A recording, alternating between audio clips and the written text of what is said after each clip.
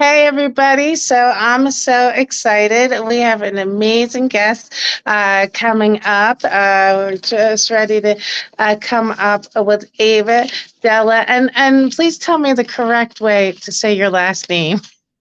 Della Pietra. It's Italian. Pietra. Okay, perfect. Yeah. And welcome back to Style and Empowerment Chat with Laura and Friends Radio. So we are all about empowerment and uplifting, and so excited to welcome to the show a teenage musical phenom, Ava I'm sorry, Pietra. Did I say it right? Pietra. Yeah, you got Pietra. it. Yeah. Oh, I have a splash of Sicilian in me, so I should know. That's right. So Ava wears so many hats, so exciting. I don't even know where to begin. So in your career, you have written over 100 songs. Yes, that's true. I have. That's so amazing. So now you play many instruments, piano, guitar. So when did you first discover your love of music and singing and instruments? So I've been performing ever since I could basically talk. So when I was 4, I performed my first community theater production, and I just fell in love with it right there and then. And over time, I accumulated more and more instruments and fell even deeper in love with it. But my professional career started when I was 7, when I auditioned for the national tour of Les Mis, which is a Broadway national tour, and I booked that, and it kind of skyrocketed from there. Well, that's so exciting. Now, first, just stop and talk about that. Okay, so you're 10 years old and you decide, hey, I want to star on Broadway. So that must have, just the audition process must have been very daunting. Like, what's the process in preparing for a interview? I'm sorry, an audition of that magnitude? Um, just kind of gathering a lot of confidence because that's a lot of it. You're in front of like very talented choreographers and Mhm. directors, and just kind of gathering the confidence to get up in front of them and show them what you're made of. So that's definitely part of it. And of course, practicing the song you're auditioning with and the monologues. Um, so yeah, it's really a And, lot of fun though. It's more fun than like scary for me. right. And it must be a fun, and but also, you're competitive. You want to get the part. So you have all those kids there, and they're all going for the same part. So what's that like? Like, how do you kind of stay in your zone and not get tripped out by the other people or distracted? It's definitely a little bit weird sometimes, especially when like I know the people that I'm auditioning with. Um, Mm. but I mean, we're all cheering each other on in the end, even though we are all competing for the same role. It can be a little intimidating, especially for an open call when there's just like so many people there auditioning for the same role. Um, Mm. but it's so fun, and people like the directors and the people in charge of the auditions, the casting agents, really try to make it a lot of fun because at that point we were just kids and stuff. So Right. yeah. And it is, you touch on an important part. It is really important that people running these productions, or if we're talking TV or movie or theater, remember that you are children. And within that, you need rest, you need a different like mental preparation than an adult having time to play. And like, well, what would I advise other aspiring child actors, specifically in theater, you know, because you're balancing really the adult world and the child world at the same time. And so, what advice would you give to the aspiring child actor of how to balance the two in their professional career? Mhm. Just try to keep a positive mindset because it can definitely be discouraging since Broadway and stuff is so competitive. It's just I used to look at it as just throwing, or I still look at it as just throwing a basketball in one of those hoops at the fair. You know how it's like really tricky, it's moving around and everything? I don't know if you've ever done that, but once in a while you're going to score, and that's what ends up happening. It's so true. And, especially when you're talking about the arts, everything is really subjective. You can give your best performance and be great, but maybe the director wants somebody with shorter hair or, just something different. So having that positive attitude is really very important. Yeah, yeah. And just making sure that you're always having fun with it because, again, that's the most important thing of it. Performing is supposed to be fun. I remember when I was little, I used to think that all the people working with me were actually just talented volunteers. I didn't even realize it was a job because I love performing, so why would it be? Well, they say when you're doing your passion and things that you love, that it never feels like work, Yeah. right? Yeah. But also, so when you're in a touring play, and of course, Les Mis is one of the most respected big musicals that there is. So many amazing songs. So, what does the rehearsal schedule look like? And when you're on the road and traveling, from the inside view, what's that like when you're on a national tour? It's just a lot of buses and a lot of planes. We picked up every week, and we would go to a different city. So we went to 37 cities in 9 months. So Wow. a lot of traveling, and yeah, I got really good at packing my bags really quickly, which I've maintained to this day. I'm very good at packing. Now, when you're in these other cities, would you ever have time where you could actually enjoy where you're at, or was it just okay, pile off the bus, go to the hotel room, make your call time, get dressed, do the performance, and go? There definitely was very limited time, and I kind of stayed even when I was on Broadway in New York City. Even though I was in New York City for almost 2 years, I kind of just went in between my apartment and then the show. But when Mm. I was on tour, I was being tutored by the tutors who went along with us on tour, and I remember going to a lot of museums and stuff. So I definitely had some experience around the city. It's really fun. I Uh, love traveling, so yeah, Me too. yeah. And now, does the production provide the tutors, or is that something that your parents have to do themselves? The show does provide a tutor, which Oh, is very helpful. Um, and yeah, all the kids just kind of come together in one room, and then we do schoolwork, and then we do the show. That's how it works. doing your arithmetic in the wings. Yeah, yeah, literally. Right. So now you also were part of the touring production of the School of Rock. Right. That was actually not a tour, but it was located in New York City, which was Oh, nice. okay. Yeah. Which was nice and different from the tours I had done previously. Yeah. Right. And it must make it easier to have work-life balance Right. when you're rooted in a specific area for a period of time. Right. No, no, it was Right. easy. Now, some of our listeners may or may not know that usually with theater productions, you'll have two shows per day.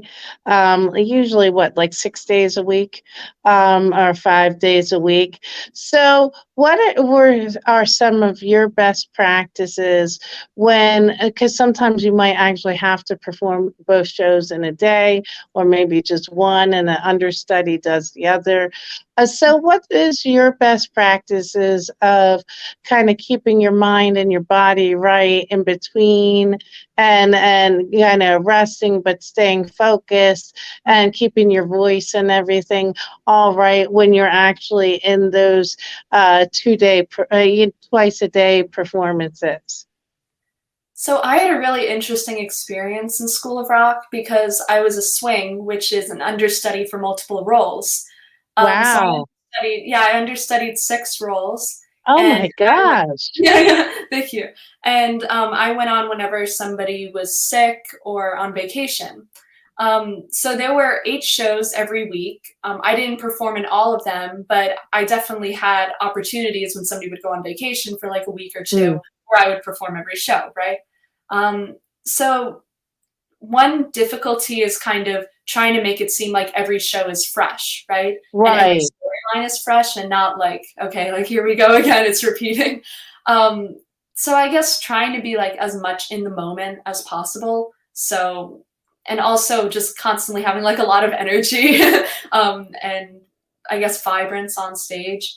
And like simple but important things like resting your voice and trying Mhm. not to overexert yourself when you're not performing and just keeping your head in the game.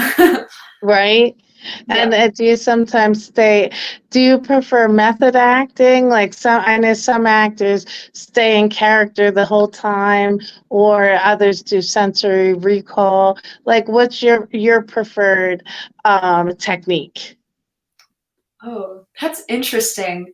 Um, I guess I think I don't know. I guess I can pretty easily break out of character, especially when the character is somewhat similar to me or I relate to the character in some way. Right? Like in School of Rock, I was playing another student who was about my Sure. age, so it wasn't totally detached from my everyday life. So backstage, I was like joking around with my friends and stuff and having a good time and just, I mean, doing what I think my character would do, which was about what I would do. So Right. yeah, So it obviously you have not gotten to where you are without supportive and amazing parents. So can you just talk a bit about like that time when you first said, "Hey, mom, I want to learn an instrument now. I want to learn 5 instruments. I want to write. I want to pursue this as a profession." What was that conversation like with your parents and just in action? So other listeners who maybe have a child who wants to pursue the arts, how they were in the wing, helping you along the way. yeah, my parents were definitely very supportive through my acting and now my songwriting career. Um, I guess their point of view is just kind of like go for it. They just kind of had me go for whatever I felt like doing at that moment. They didn't pressure me into taking any of it like that seriously because again, Mhm. it's all just for fun. Um, and through it being just for fun, it ends up being a more successful career path, right? Because I'm not feeling like pressured into certain commitments or anything like that. But all the shows definitely taught me a lot about hard work and also like being professional in these like professional circumstances. So my Mhm. parents guided me through that, and they kind of I don't know. I wouldn't be anywhere where I'd be without. Right. And then also it's important, especially when you're talking about young actors, it's the business end of it, making sure that parents are advocating that the kids are getting what they need on set, that, the contracts address the things that are important, not only just the money, but that they're going to get what they're promised, that you have, your own dressing room or an area that, where you feel safe and you have a rest. Because some of this stuff, unless it's put in the contracts, depending on the mentality of the producer, they won't always have the kids' interest at heart. They'll be looking at their schedule and I'm like, come on, rehearse, rehearse. But you're like, yes, but I'm 12. I need a break. Right. No, when I first got into when I first started auditioning, which was when I was 7, my mom was a little bit against me going into a professional acting path Mm, because you hear all these horror stories about how kids didn't really have a childhood and like everything went right. downhill being a child actress or actor. Um, so my mom was at first like very protective of that, but my dad was the one who kind of encouraged it. And he was like, "It's okay. We'll keep her happy and healthy. She'll have a childhood." And I think they did a really great job, like making sure to balance the fun with the professionalism. So yeah, they were really great that way, and many other ways. Now, during those years, of course, you had tutors. So, did you also go to school in person at any point? And was it kind of hard if you were volleying between, tutors and then in classroom, kind of feeling like you're keeping up and all that? What was that like? So while I was performing, I would go to school once a week. Sorry, when I was on Broadway, I'd go to school once a week because I live out on Long Island, so I'd commute back on my off day, and I would go to school.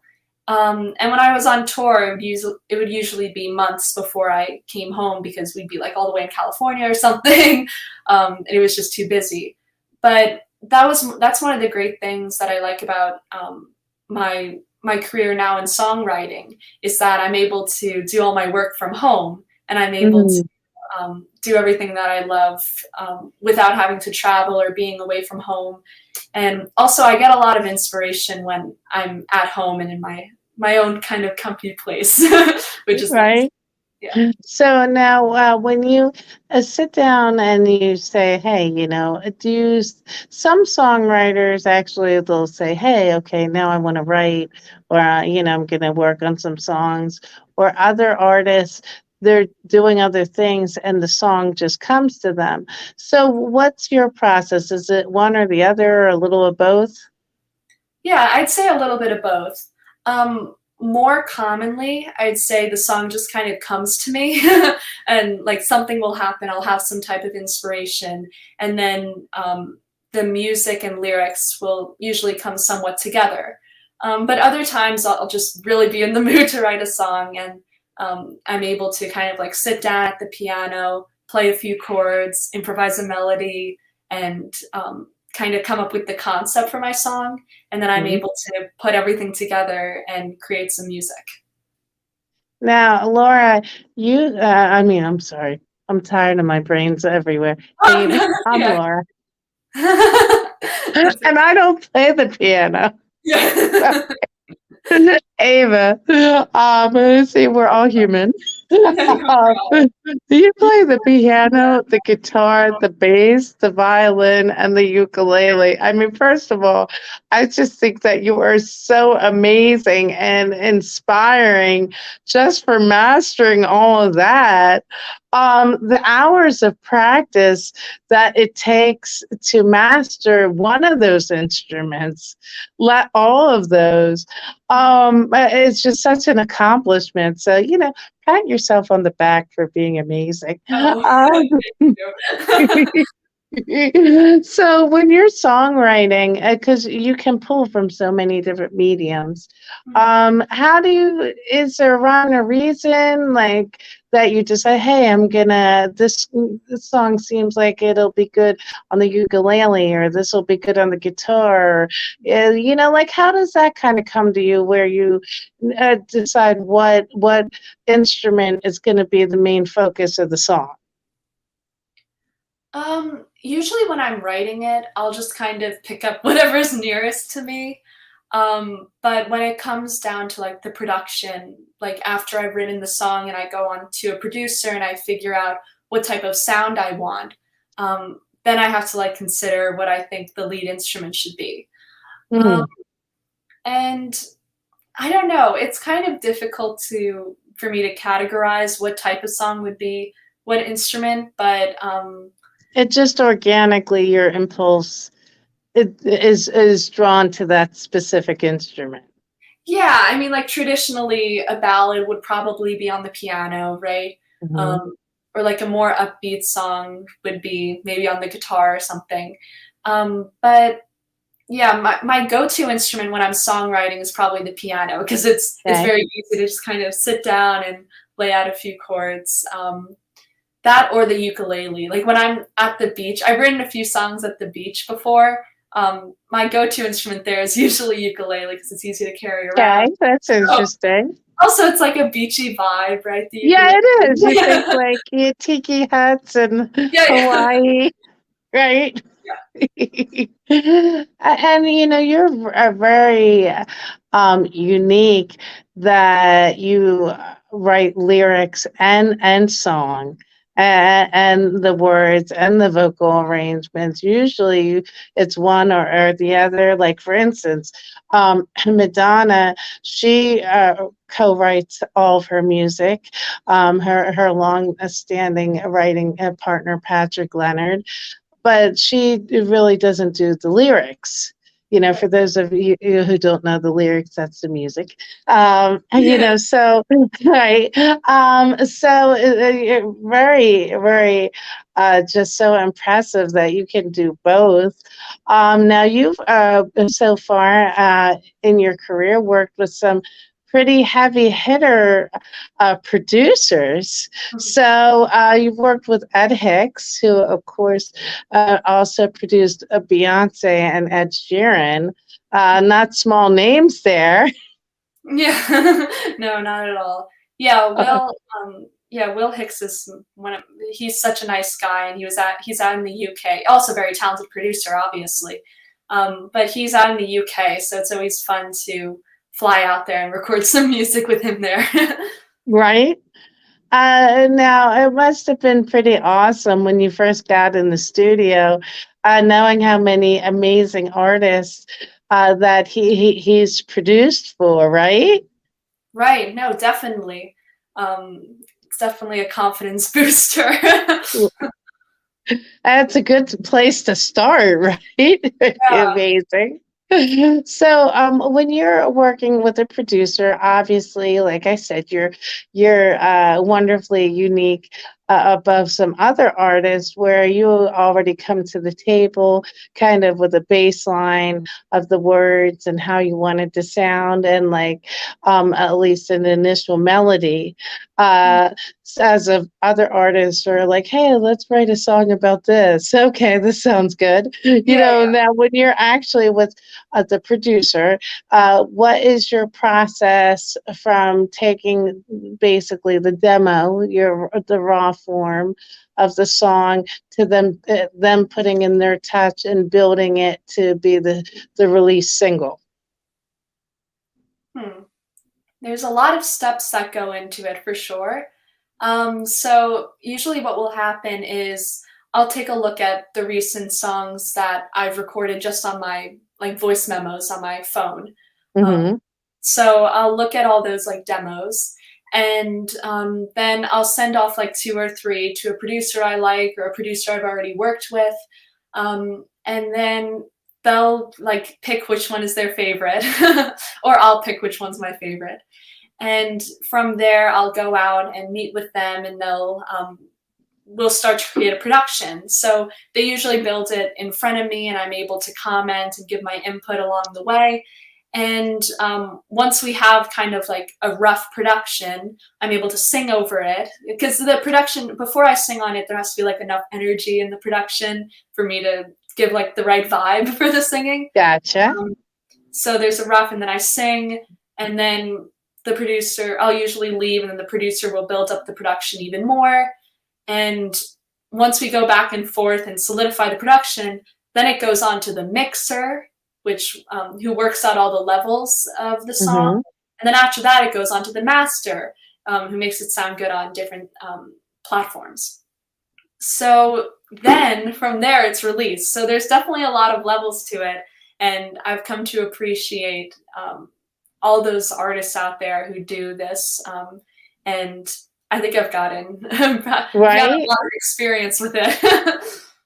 And you know, the producers and sound engineers are such a big part Yeah, of the music that we listen to. You know, you really hit it on the head. There's so many steps and hands that go into a song that gets released on a label. But even if you're just an independent artist, there's still there's steps and there's the masters, the actual legal end of it with the publishing and how royalties are split and the decisions that you get to make with the music and who gets to make it. And and one of the things that has just been great about this show, and you know, I used to just listen to the music and bop and like, oh, I love this song, I love this song or this. But you know, as I've had my show over these past 6 years, you have a whole different appreciation for what goes into those songs behind the scenes, and that everybody plays an important part of creating the piece of work.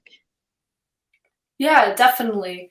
And one of the most amazing things about it is that so many people are doing it now, especially after COVID, when Hmm. all these studios kind of transitioned to being at home. So Right. there's so many artists out there. It's really incredible. And I think, you know, there were some positive things about the shutdown because for people who were used to doing things just one way, business wise, if you were going to stay afloat, you had to pivot and learn new ways to keep going. And also, it did give you almost that forced quiet time if you were creative. You know, that's a forced time where you're not distracted by all the buzz of the world. And I can imagine it was a very creative time for you. Definitely. The pandemic was for sure one of my most prolific songwriting eras, because I was nearly 14 when the pandemic started. So it was like 14, 15, and then 16 kind of post pandemic then at that point.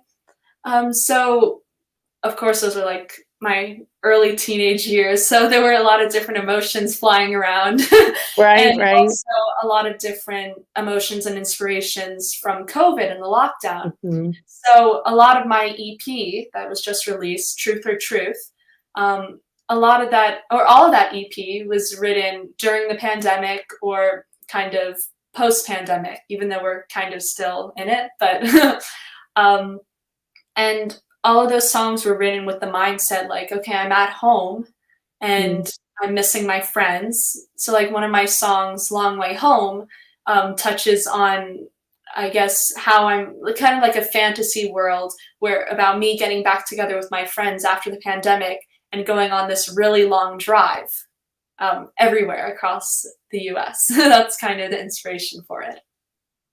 Nice. Now, as speaking about songs, so I just first of all, I love all your music, and I think that it's so great that all your music is so prolific and self-reflective and empowering, and just sending positive messages to young girls out there, and also saying, "Hey, it's okay to analyze our feelings." And think about our feelings like that right there is something that's very important. Definitely. No, my I always view my songwriting as like a form of a diary because Mhm, everything that I write is really honest, right? And mhm, it's just kind of since I kind of shoot out these songs a lot in that way, it's kind of like a daily journal mhm. entry or something like that. So Mm. I think being honest with my feelings in my music has been very clarifying for me. A lot of the times I won't even know what I'm feeling until I write a song about it. And then once I write the song, I'm like, oh yeah, that makes sense. Like that's what I was feeling at that point. Right, And and then, it's important because young girls today, they need role models, and sometimes you might not have the most healthy, dynamic at home or have parents, because if you weren't taught how to communicate and process your own emotions, you're not going to have the skills to teach that to your children. So, oftentimes when we don't know how to express ourselves, we turn to music and we turn to the arts. And having an artist like yourself who is positive and just, talking about self respect and self love and esteem and knowing your self worth is just really important, especially nowadays. There's just so much out there, good, but also bad things that, can make teenagers feel insecure or that they don't measure up or self conscious. So, I think what you're doing is really important. oh, thank you. Yeah. Music is a really great outlet for feelings and emotions for music and other art forms, like you were saying. So I agree with that. And what advice would you give, well, one, for parents who are raising a teenage girl right now, of how to best pour into her self-esteem, and for some young girls who are listening are going to watch this as well, who are struggling with feeling okay in their own skin and finding their way, what advice would you give? The parent one is a little tricky because I know parenting is very, very difficult, and I'm only 17. But Right, right, right, right. I guess my experience right now is, like I was saying, one of the best things about my parents is that they've just been so supportive the entire time. So feeling supported is very important for everyone, but especially Right. kids to kind of justify their feelings and all, or validate their feelings, and also um, validate what they want to do or what their dreams and hopes are for the future. Um, Yes. so support is definitely a big one for me. And in terms of aspiring artists or just kids out there who are trying to um, like understand their self-worth and really be more confident in themselves, I guess as corny as it sounds, just try to be yourself and accept you for who you are, because I don't know, being unique is great. I mean, why wouldn't you want to be unique? Fitting in, Exactly. yeah, fitting in is always the default, of course, because you want to fit in with your friends and everything. But being unique is so much more fun. And also, people will like you more if you're unique and you're not just like everyone else. Exactly. And when you're also positive and kind, Right. the people gravitate towards that. Yeah, kind people definitely gravitate towards each other. So if you just kind of emit kind and positive vibes, kind and positive people will come towards you. And that's what I've learned in my experience in a lot of different scenarios. And now I'm excited to know when you had your first time, like you auditioned and you got the play, which is, I mean, getting that call must have been like, yes, amazing. Yeah. So that first time when you're standing on the Broadway stage and the house lights go up and you have that quiet right before the first line is said and the audience is there, and inside you're like, oh my God, I'm on Broadway. Literally, I made it. Yes. Like, and then the lights pull back and it's your time to speak. Like, can you just kind of talk about what that magical moment and feeling was like?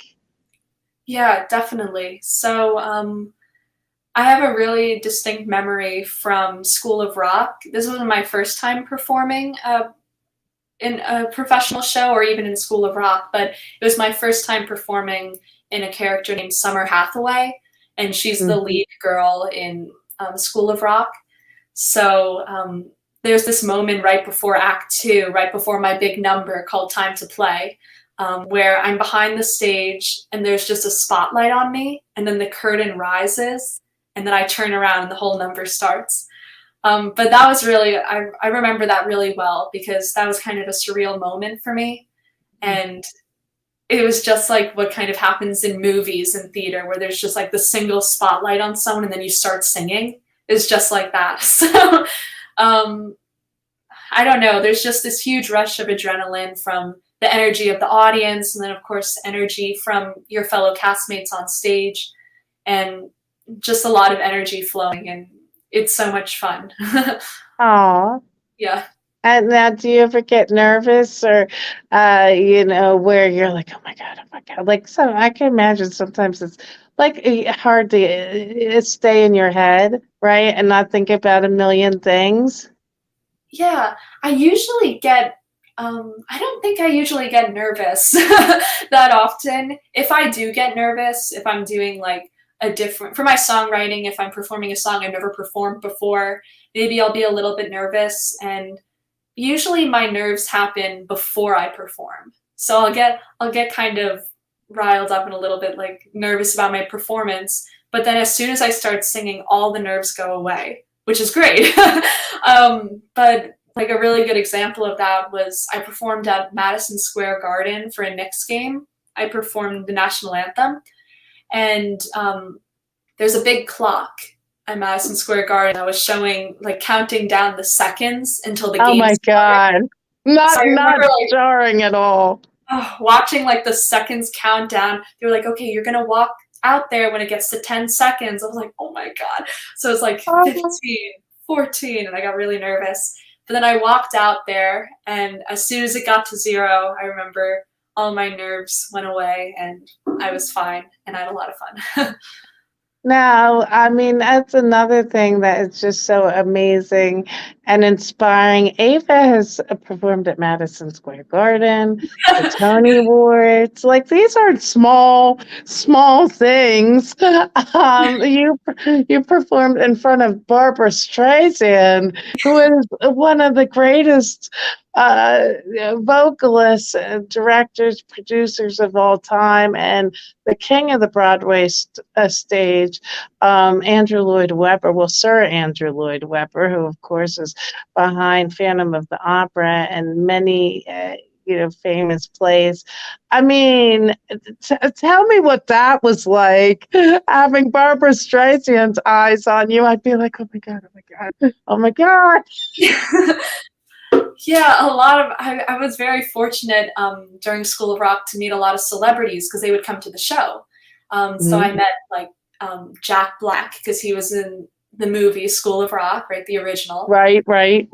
I met Stevie Nicks, and then I met Barbara Streisand. So we took a picture backstage, and I happened to be on as Katie that day, who's the bass player. So that was perfect timing. um, and a lot of other celebrities, like I met Adina Menzel, and just all of them were so inspiring because they would come backstage and give kind of their 2 cents about the performing industry or the singing industry, Hmm. whatever they were in. Oh, Bruno Mars was another one. Just so many Oh, people. wow. Yeah, yeah. And I don't know, they'd all just kind of motivate us backstage, and it was definitely a very inspirational experience. That's awesome. And of course, our listeners may not know. Of course, I was raised on Streisand.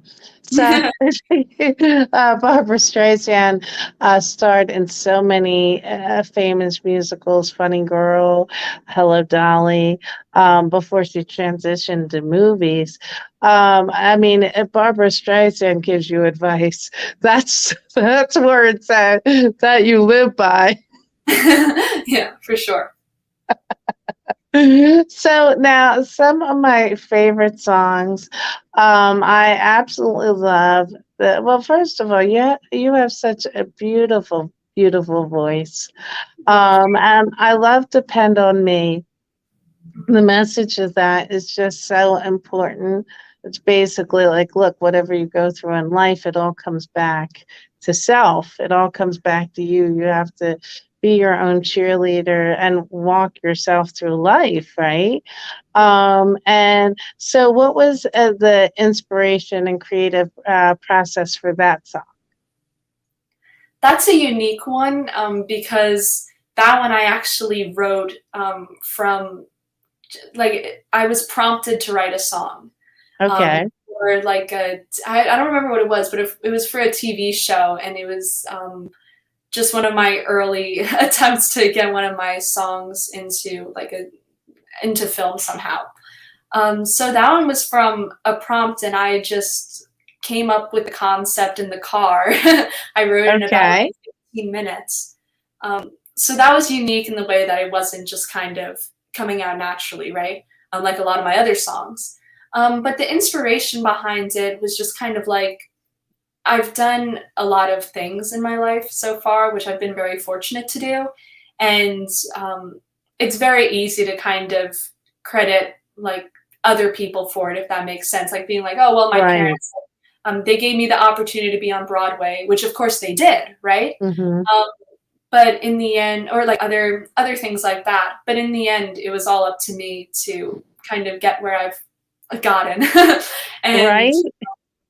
kind of make And, my own music and tell I my own can truth. relate to that too, because like oftentimes I'm just always focused. I'm someone who's never satisfied and always, more goals and levels of this branch and levels of that. And I'm just always focusing on where I want to get to, what my next goal is, what the next, and go, go, go. And I'm like you said, unless I do it, it's not going to happen unless my dad used to always say you have to be a self starter, you have to Yeah. steer your own ship, otherwise it's not going to happen. That I don't always I'm trying to get better at this, but for a long time I wouldn't always stop and say like, hey, look, you accomplished that, you accomplished this, you've done this, no one else is bringing you to these places, Yeah. you're the one putting in the work. Look, this is great, because I'm always, oh, well, I want to get, and then if I do the blah blah blah blah blah blah blah.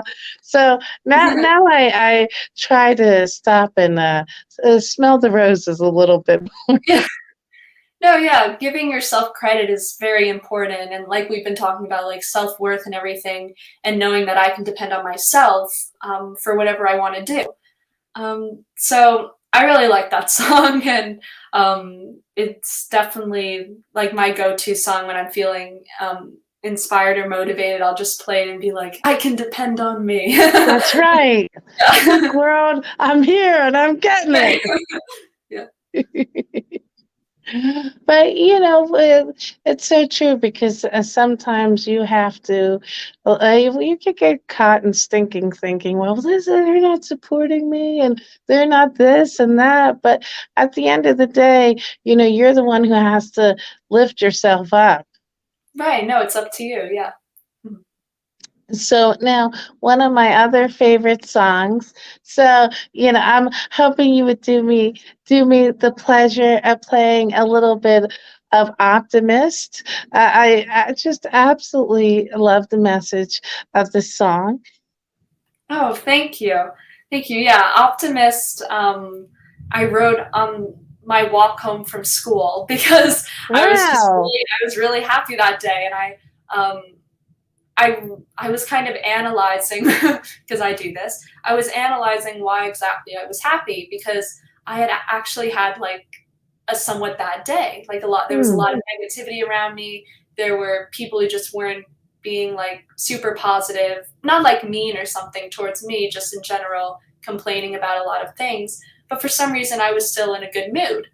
And yeah, I wrote that song on the way home from school, just saying, well, I don't really like negativity, and I'm an optimist. Right? And energy is key to everything. Yeah, yeah, and just like mindset is really important for sure. Now, would you mind just singing a little bit of it? I have my guitar in the other room, but I was going to play Or Long Way Home if whatever you you'd like to play. yeah, I'll play Long Way Home if you don't mind, because I have my Okay, ukulele that's right here. awesome. Yeah. So this one, like I was saying before, I wrote during COVID, and I Okay. wrote it. lying down on the couch and imagining a fantasy where I was getting back together with my friends post-pandemic, and that's what it's about. So I'll tell you a little bit about it. And this one's on the ukulele? Yes. Yeah. Okay. Should I go for the whole thing, or should I just play like a verse and a chorus? Whatever you'd like. Okay.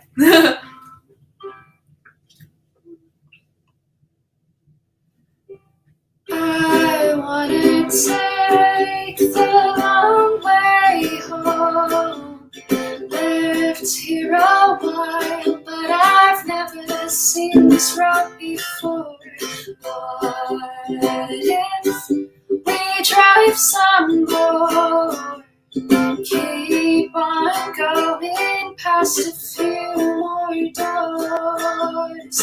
My friends and I driving on a summer day, singing our hearts out the way. It's been a while since we've all been around, lost in the music. We drive on to the next town. Cruise by the city to an open field with sunflowers and daisies. Is this even real? We pass around the lollipops and deal some cards, watching the trees pass by. Can't believe we got this far. My friends and I driving on a summer day, singing our hearts out the way. It's been a while since we've all been around, lost in the music. We drive on to the next town.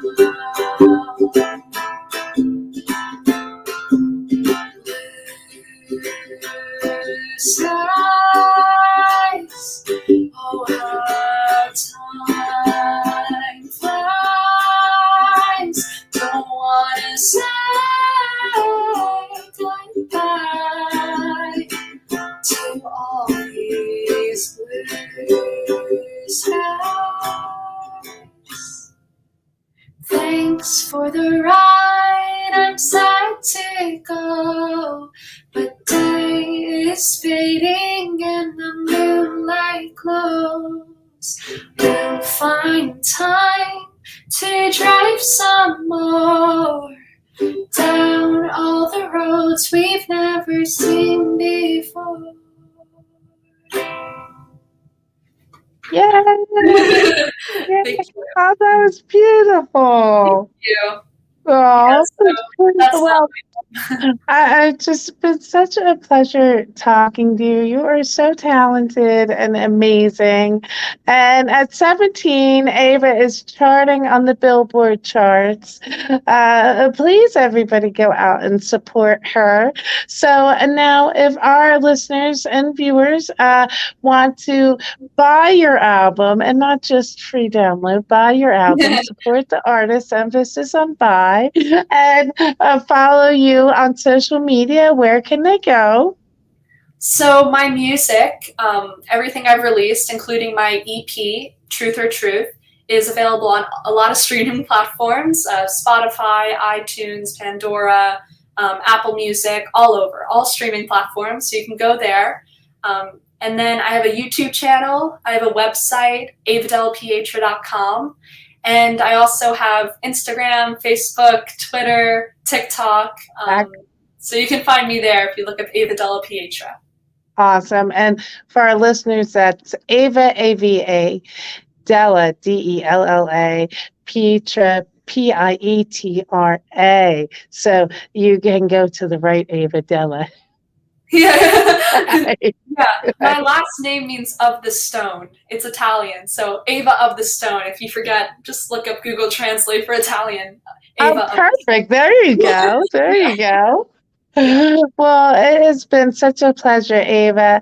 I wish you nothing but continued success and just excited to see your star continue to rise and just keep being amazing and inspiring all the young girls out there. Thank you. I really appreciate it. So we're gonna take another musical break, and we're actually gonna play home. We were just before the break playing "Optimist" and "Depend on Me." So we're gonna break into another Ava Della Pietra music break, and we'll be right back after this. Thank you so much. Yeah, thank you. That was great.